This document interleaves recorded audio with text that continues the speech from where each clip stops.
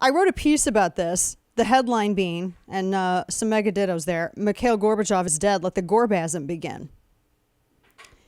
And when I wrote Grace Canceled several years ago, I wrote that Christianity is the enemy of Marxism because Marxism doesn't view people as individuals. They are merely instruments. And God is a threat to the state and has to be hidden. Anything that challenges the state for control is a threat. And so when Mikhail Gorbachev, he passed away yesterday, age 91. I mean, I guess, he really took better dead than red seriously. He was photographed a couple of decades ago. He was mediating at the tomb of St. Francis of Assisi, and he was quoted as saying that it was through St. Francis that he arrived at the church, and so that's why he wanted to go and visit. And it was funny because almost immediately it was downplayed by a spokesperson. They were saying, oh no, he's not a regular churchgoer. And I just always thought that was kind of weird. Like, why would heaven forbid you look too fervent. Heaven forbid you look too religious. And Reagan once told the press that he thought that Gorbachev was a closet believer, and I always thought that was just Reagan being charitable. But regardless, the Soviet Union ended on Christmas Day, 1991, at least how the West recognizes Christmas Day. And I had highlighted this piece from Joseph LeConte, where he was discussing the Politburo and how they rationalized the systemic repression of human rights because they treated people as a means to an end. The censorship, the surveillance, the show trials, the purges, the gulags, that was the norm. And they had a total collapse of civil society and complete economic stagnation. And Reagan was a committed Christian. I've been to Rancho del Cielo. That's his ranch in the sky, literally. And that's in the Santa Ynez Mountains in Santa Barbara. Beautiful. And he had these stones all around his property. He would scare the wits out of Secret Service because he'd hop on his horse and just go galloping off a mountain.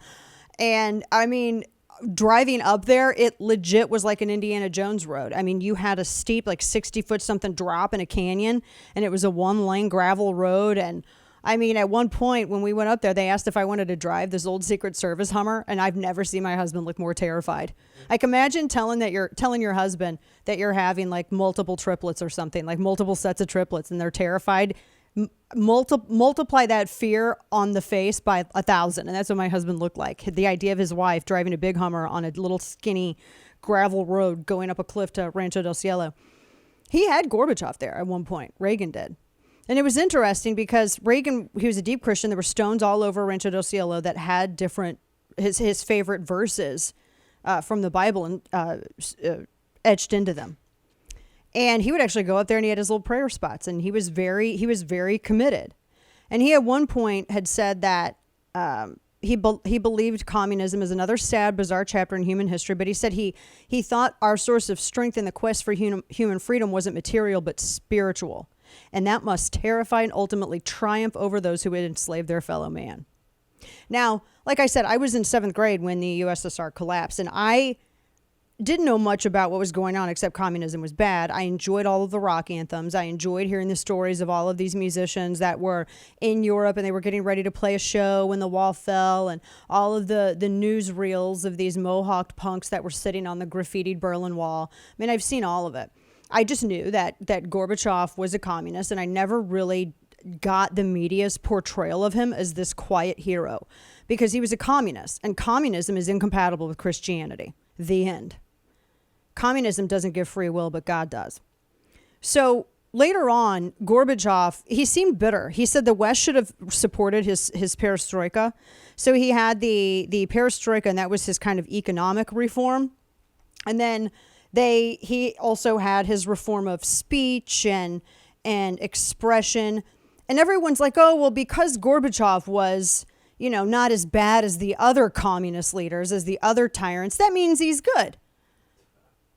That's the way the media rationalizes this. Oh, he didn't kill as many people as Mao, so he must be a good communist. There's no such thing as a good communist. I mean, his reforms weren't freedom. Gorbachev's literal slogan was more socialism means democracy. He repeated that over and over again. He myopically thought that he could mollify a people by offering just enough freedom, like some communism light, right? Less calories, while maintaining a basic communist structure. But his fatal error was that he underestimated the appeal of freedom. Because when people get a taste of freedom, they want more. And now, today, the media romanticizes his failure as virtue. It's so bizarre.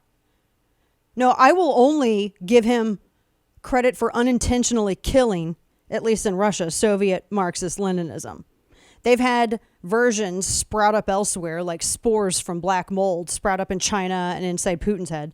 But everyone's like, but the Iron Curtain's gone and the Berlin Wall fell. I was looking, Newsbusters had a piece. There was some entity that had a headline that literally said Gorbachev tore down the Iron Curtain, which is one of the most ahistorical, stupid things I've ever read in my life. And the people who wrote it should feel bad forever.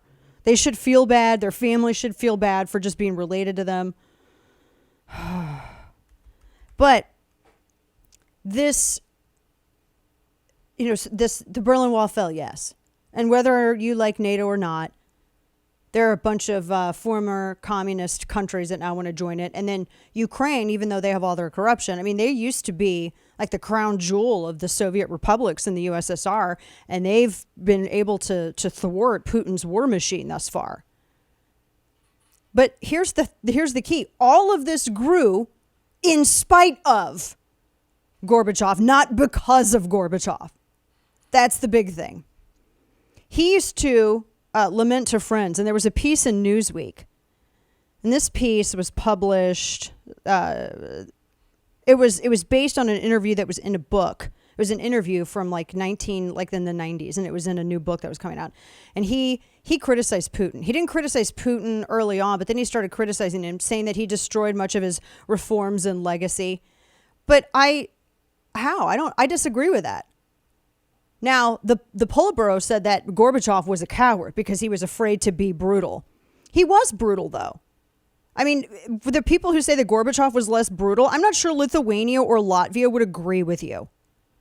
Have you heard of the barricade in Latvia?